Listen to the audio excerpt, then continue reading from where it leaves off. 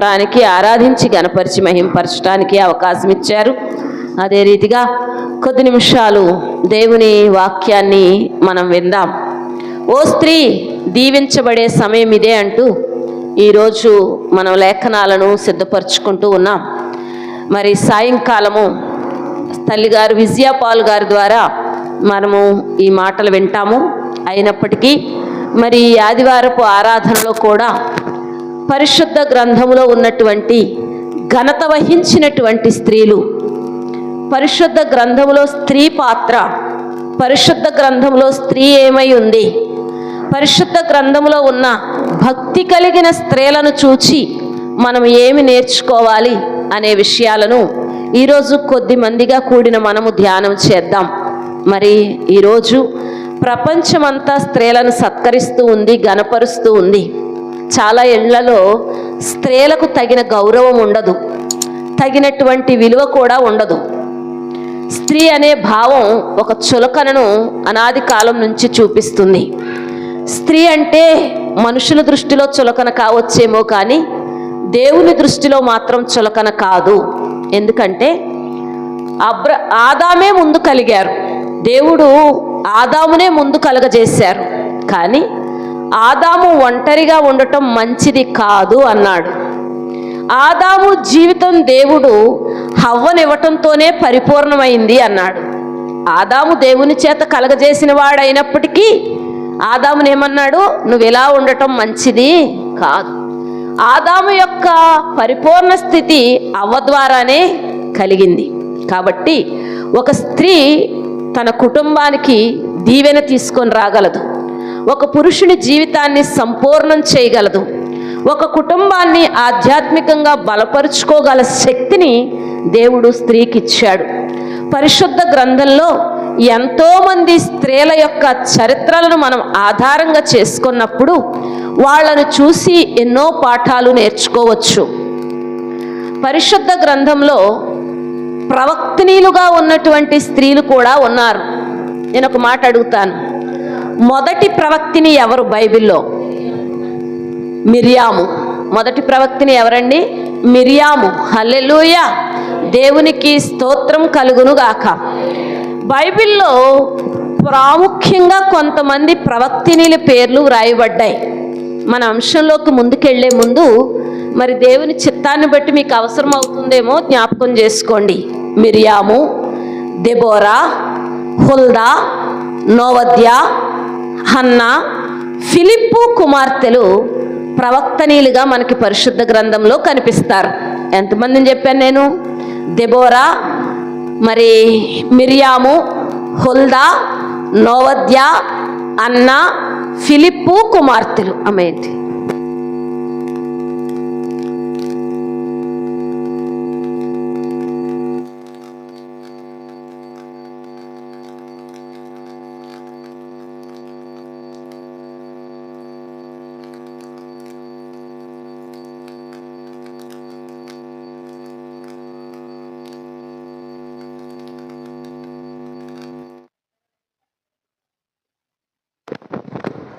హల్లెలూయా. ఆ మైక్ తీసి. హల్లెలూయా. మిర్యాము, Deborah, Huldah, Noadiah, అన్నా, ఫిలిప్పు కుమార్తెలు పరిశుద్ధ గ్రంథములో ప్రవక్తినీలుగా పిలువబడ్డారు. ప్రవక్తినీలుగా పిలువబడ్డారు. మరి దేవుని కృపను బట్టి దేవుడు స్త్రీలను ఏర్పాటు చేసుకోవటం అనేది ఇశ్రాయేలీలు ఐగుప్తు దేశములో నుంచి విడుదల జరిగినప్పుడే ప్రారంభమైంది. తన ప్రజలను నడిపించటంలో దేవుడు స్త్రీలకు కూడా అవకాశాన్ని ఇచ్చారు అనేది మిర్యాము ద్వారా మనం మొదట నేర్చుకోవచ్చు. అయితే ఈ పరిశుద్ధ గ్రంథంలో స్త్రీలు రకరకాల పాత్రలను పోషించిన వారు మనకి కనిపిస్తారు. పరిశుద్ధ గ్రంథములో కుటుంబ పరంగాను, పరిచర్య పరంగాను, క్రీస్తుతో సహవాసంతో ఉన్నటువంటి కొంతమంది స్త్రీలను గురించి మనం నేర్చుకుందాం. మొదట అసలు స్త్రీలను గురించి బైబిల్ ఏం చెప్తుంది అనేది ఒక వాక్యాన్ని చూద్దాం. పేతురు రాసిన మొదటి పత్రిక పేతురు రాసిన మొదటి పత్రిక 3వ అధ్యాయము, పేతురు రాసిన మొదటి పత్రిక దగ్గరికి రండి. 3వ అధ్యాయము 1 నుంచి 6 వచనాలు నేను చదువుతాను. అటువలే స్త్రీలారా, మీరు మీ స్వపురుషులకు లోబడి ఉండుడి. అందువలన వారిలో ఎవరైనను వాక్యమునకు అవిధేయులైతే వారు భయముతో కూడిన మీ పవిత్ర ప్రవర్తన చూచి వాక్యము లేకుండగానే తమ భార్యల నడవడిని బట్టి రాబట్టవచ్చును. ఇప్పుడు మనం కొన్ని విషయాలు జ్ఞాపకం చేసుకుందాం. జడలు అల్లుకొనుటయు, బంగారు నగలు పెట్టుకొనుటయు, వస్త్రములు ధరించుకొనుటయు అను వెలుపటి అలంకారము మీకు అలంకారముగా ఉండక, సాధువైనట్టియు మృదువైనట్టియు గుణము అను అక్షయ అలంకారము గల మీ హృదయపు అంతరంగ స్వభావము మీకు అలంకారముగా ఉండవలెను. అది దేవుని దృష్టికి మిగుల విలువ కలిగినది. అటువలే పూర్వము దేవునిని ఆశ్రయించిన పరిశుద్ధ స్త్రీలను తమ స్వపురుషులకు లోబడి ఉండుట చేత తమ్మును తాము అలంకరించుకొనిరి. ఆ ప్రకారము శారా అబ్రహామును యజమానుడని పిలచుచు అతనికి లోబడి ఉండెను. మీరును యోగ్యముగా నడుచుకొనుచు ఏ భయమునకును బెదరక ఉన్న ఎడల ఆమెకు పిల్లలగుదురు.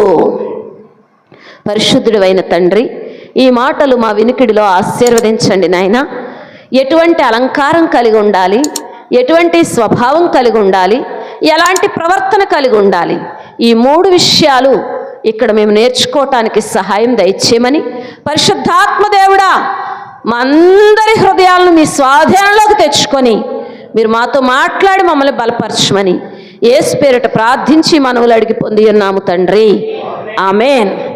ఇప్పుడు మనము చదివినటువంటి ఈ వాక్యంలో 3 శ్రేష్టమైనటువంటి విషయాలు వ్రాయబడి ఉన్నాయి. 1, స్త్రీలకు ఉండవలసిన 3 లక్షణాలు ఇక్కడ వ్రాయబడి ఉన్నాయి. అంటే పురుషులకు అక్కర్లేదా అనకండి. ప్రతి వారం పురుషుల గురించి నేర్చుకుంటున్నప్పుడు స్త్రీలు కూడా అందులోంచి పాఠాలు నేర్చుకుంటారు. అలాగే స్త్రీల గురించి నేర్చుకుంటున్నప్పుడు పురుషులు కూడా అందులో నుంచి పాఠాలు నేర్చుకోవాలి. దేవునికి స్తోత్రం కలుగునుగాక. 1, పవిత్రమైన ప్రవర్తన. 2, పవిత్రమైనటువంటి అలంకారము, పవిత్రమైనటువంటి స్వభావము. ఇక్కడ ఈ వాక్య భాగంలో పవిత్ర ప్రవర్తన, పవిత్రమైనటువంటి స్వభావము, పవిత్రమైనటువంటి అలంకారము అనే 3 విషయాలు ఇక్కడ వ్రాయబడ్డాయి. ఏది దేవుని దృష్టికి విలువైంది స్త్రీలో అంటే, మొదటిది ఆయనకు పవిత్రమైనటువంటి ప్రవర్తన అంటే ఇష్టం అంటండి. ఒకవేళ అలాంటి ప్రవర్తన కలిగిన స్త్రీల ఇంట్లో అవిధేయులైనటువంటి పురుషులు ఉంటే, వారు భర్తలైనా కావచ్చు, పిల్లలైనా కావచ్చు, తండ్రులైనా కావచ్చు, వీరి పవిత్ర ప్రవర్తనను చూచినటువంటి భయమును బట్టి వారికి దేవుడు మాట్లాడి వారిని దేవుడు విధేయులుగా మారుస్తాడంటండి. హల్లెలూయా. ఈనాడు స్త్రీలు గృహాల్లో ఉండవలసినటువంటి విధానంలో మొదటిది ఏమిటంటే పవిత్ర ప్రవర్తన కలిగినటువంటి వారై ఉండాలి. నీ ప్రవర్తన నీ ఇంటి వారికే భయాన్ని కలిగించాలి. నీ ప్రవర్తన ఏం చేయాలి?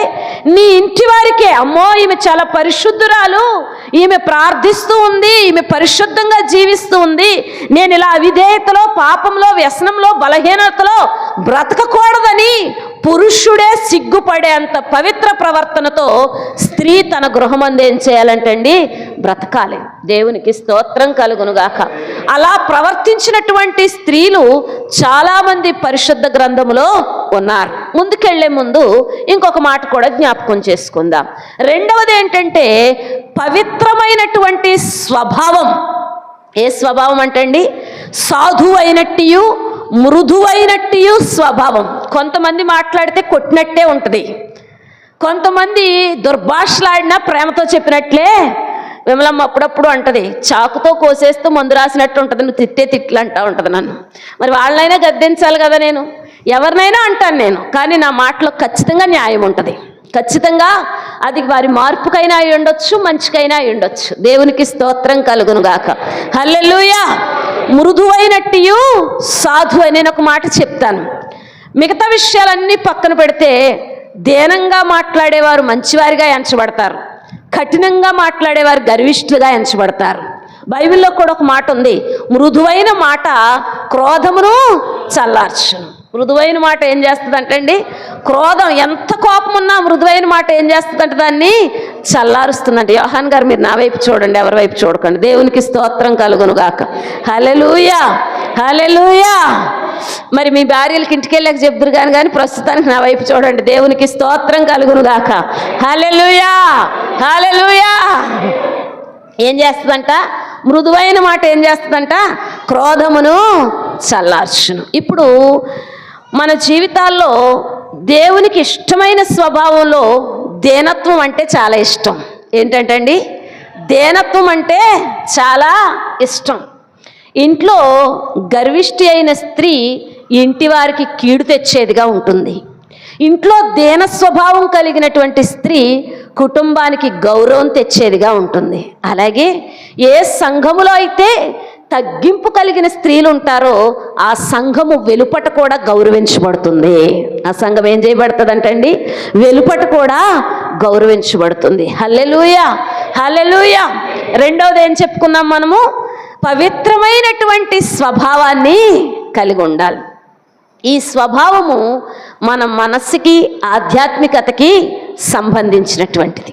మూడవ విషయానికి వస్తే పవిత్రమైనటువంటి అలంకారము. జడలల్లుకొనుటయు, బంగారు నగలు పెట్టుకొనుటయు, వస్త్రములు ధరించుకోవటం అలంకారం కాదు. మంచి గుణ లక్షణాలను ధరించుకోవటము అలంకారం. మంచి గుణాన్ని ప్రభు ఎదుట కలిగి ఉండటమే నిజమైనటువంటి అలంకారం. చాలాసార్లు ఏమంటారంటే, కొంతమంది క్రైస్తవులను చూసి లోకం అనే మాట ఏమిటంటే, మీ దేవుడు ఇవన్నీ తీసేయమన్నాడా, ఇలాగే ఉండమన్నాడా, ఇలాగే చేయమన్నాడా అంటారు. కానీ వారు ఆ రీతిగా ఉండటంలో ఒక ఉద్దేశం ఏంటంటే, ఇవేవి నా దేవుడి కంటే నాకు ఎక్కువైనవి కాదు, ఈ లోకానికి కాదు నేను అందంగా కనపడాల్సింది, నా దేవునికి నేను అందంగా కనిపించాలన్న ఉద్దేశంతోనే వారు కొన్నిటిని చాలా తేలిగ్గా విడిచిపెట్టేస్తారు. కొంతమంది అసలు విడిచిపెట్టడానికి ఇష్టపడరు, కానీ కొంతమంది చాలా తేలికగా వాటిని విడిచిపెట్టేస్తారు. ప్రభు దృష్టికి నిజమైన అలంకరణ ఏదో గ్రహించగలిగిన వారికి లోకపు అలంకరణల మీద పెద్ద దృష్టి అనేది ఉండదు. హల్లెలూయా, హల్లెలూయా. అంటే మంచి వస్త్రాలు వేసుకోవద్దనో లేకపోతే మంచిగా జీవించొద్దనో నేను చెప్పటం కాదు. లోకానికి అవసరమయ్యేటువంటి అత్యధికమైనటువంటి అలంకరణ మాత్రం అనవసరం. ఒక వ్యక్తి మీద పాపపు చూపు పడేంతటి అలంకరణ అనవసరం, లోకపు చూపు పడేంతటి అలంకరణ అనవసరం, అపవాది చేతిలో బలహీన పడేటంతటి అలంకరణ అనవసరం. తగిన మాత్రం, ఏమన్నాడు దేవుడు? తగుమాత్రపు అలంకరణ, అదే పవిత్రమైనటువంటి అలంకరణ. నేను దీన్ని బట్టి ఒక సాక్ష్యం చెప్పగలను. నాకు గాజులు వేసుకోవటం అంటే చాలా ఇష్టంగా ఉండేది. నేను ఎక్కువ గాజులు వేసుకుంటూ ఉండేదాన్ని. ప్రార్థనలోనికి వచ్చిన తర్వాత నేను చేతులెత్తి ప్రార్థించినా లేకపోతే నిలబడి వాక్యం చెప్తూ ఉన్నా, ఆరాధన 2 చేతులు ఎత్తి ఆరాధన చేస్తూ ఉన్నా, వీటి శబ్దం నాకు ఎక్కువగా వినపడతా ఉండేది. వీటి శబ్దం నాకు ఎక్కువగా వినపడుతున్నప్పుడు నాకు అనిపించేది, నేను దేవునితో మాట్లాడుతున్నప్పుడు ఒకటి నా శబ్దం ఆయనకి వినిపించాలి, ఆయన శబ్దం నాకు వినిపించాలి, కానీ మధ్యలో కదులుతున్నప్పుడల్లా ఈ శబ్దాలు ఏంటి నాకు? మధ్యలో ఎటు కదిలినా ఈ శబ్దం నాకు ఎందుకు వినిపిస్తుంది అన్న ఒక్క తలంపుతో కాళ్ళకున్నవి తీసేసాను, చేతులకున్నవి తీసేసాను. కానీ దేవుల్లో అంతకు మించిన సౌందర్యాన్ని నేను పొందుకున్నాను. ఎందుకు ఈ మాట చెప్తున్నానంటే, తీసేయమని ఎక్కడా లేదు, కానీ లోకపు దృష్టి నీ మీద పడకుండా జాగ్రత్తగా ఉండమని మాత్రం బైబిల్ చెప్తుంది. దేవునికి నీకు మధ్య ఏది అడ్డమని నీకు అనిపిస్తుందో దాన్ని విడిచిపెట్టడానికి ఇలా నిలబడి వాక్యం చెప్పి ఇలాగ అంటుంటే ఈ శబ్దం నాకు వినిపిస్తూ ఉండేది. నాకు అది నచ్చేది కాదు.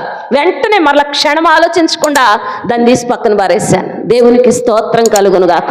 అంతే తప్ప బైబిల్ ఇలా చేయి అలా చేయి అనేది కొన్ని విషయాలు అన్నిటినీ తాలింపు సరుకుల దగ్గర నుంచి మజ్జిగ అన్నం వరకు చెప్తే ఈ బైబిల్ చరిత్ర ఎన్ని పుస్తకాలు రాసినా దేవుడు అందుకే కొన్ని విషయాలు ఒక్కొక్క పదంతోనే వివరించి రాయటము జరిగింది. ముఖ్యంగా యవనస్తులారా మీకు చెప్తున్నాను, లోకం చాలా చెడిపోయి ఉంది, లోకం చాలా భయంకర పరిస్థితిలో ఉంది.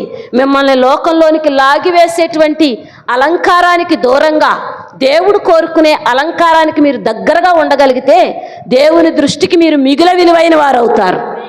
పరలోక రాజ్యంలో సౌందర్యవతులవుతారు. పరలోక పట్టణంలో దేవుడి అలంకారాన్ని పొందుకుంటారు. దేవునికి స్తోత్రం కలుగునుగాక. హల్లెలూయా. ఇప్పుడు పరిశుద్ధ గ్రంథంలో ఉన్న కొందరి స్త్రీల గురించి చెప్తాను. మనకు ఎలాంటి వారమై ఉండాలి? దేవునిలో పవిత్ర హృదయ స్వభావం కలిగిన వారమై ఉండాలి, పవిత్రమైన ప్రవర్తన కలిగిన వారమై ఉండాలి, పవిత్రమైనటువంటి అలంకారాన్ని కలిగినటువంటి వారమై ఉండాలి. ఇప్పుడు పరిశుద్ధ గ్రంథములో ఉన్న కొంతమంది స్త్రీల గురించి నేను త్వరగా చెప్తాను. నిర్గమాకాండము 35వ అధ్యాయము 25వ వచనం. మరియు వివేక హృదయము కలిగిన స్త్రీలందరూ తమ చేతులతో వడికి తాము వడికిన నేల ద్రోమ రక్త వర్ణములు గల నూలును సన్న నారల నూలును తెచ్చిరి.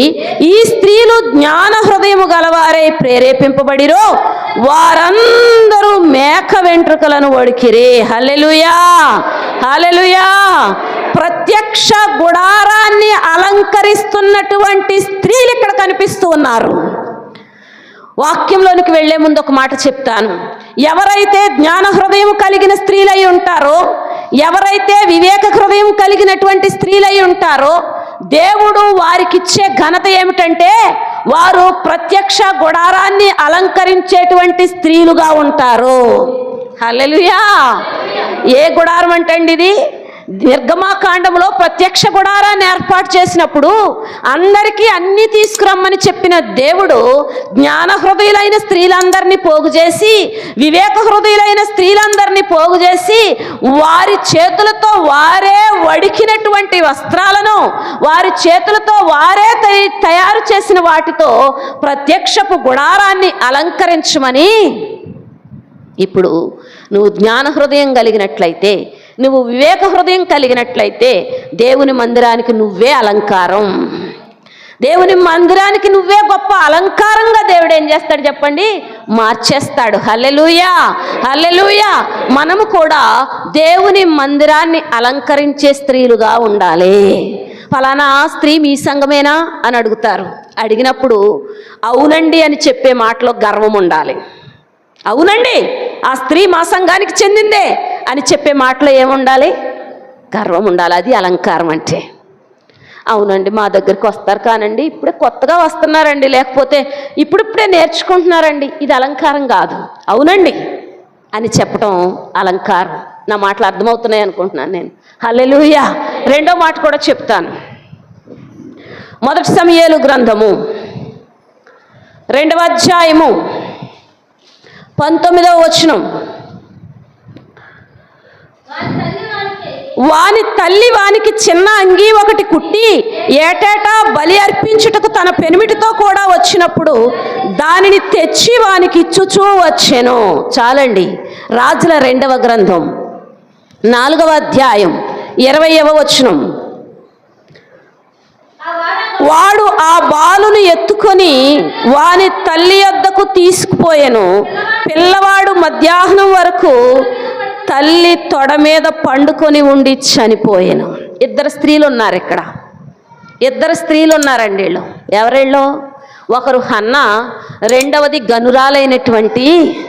వీళ్ళిద్దరికీ బైబిల్ పెట్టిన పేరేంటో తెలుసా? బిడ్డల్ని బ్రతికించుకున్న తల్లులు వీళ్ళు. ఎవరండి వీళ్ళిద్దరూ? బిడ్డల్ని బ్రతికించుకున్న తల్లులు. ఒక తల్లి బిడ్డను సంపాదించుకుంది, ఒక తల్లి బిడ్డను బ్రతికించుకుంది.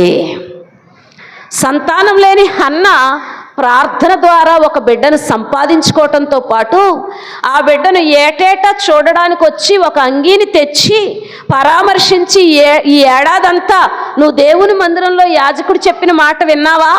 ఏలీ గారు చెప్పిన ప్రతి మాటకి లోబడి ఉన్నావా? దేవుని మందిరంలోనే నువ్వు జీవిస్తూ ఉన్నావా? అలాగే ఉండు నాయనా అని జ్ఞానబోధ చేసి ఏటేటా తన కుమారుణ్ణి ప్రభువునందు బలపరుస్తూ వచ్చింది హన్నా.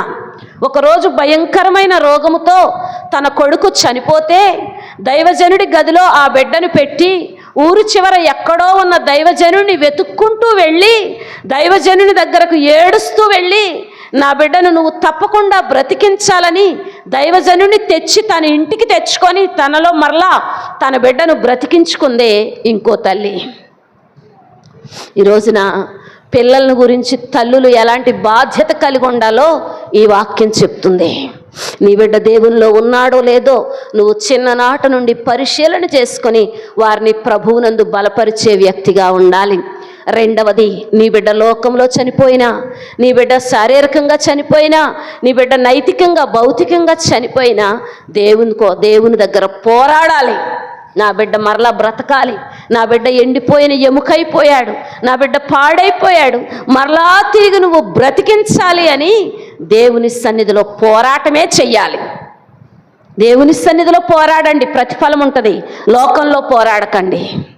దేవుని సన్నిధిలో ఈ షునేమిరాల్ని కుమారుణ్ణి ఎవరు బ్రతికించారండి?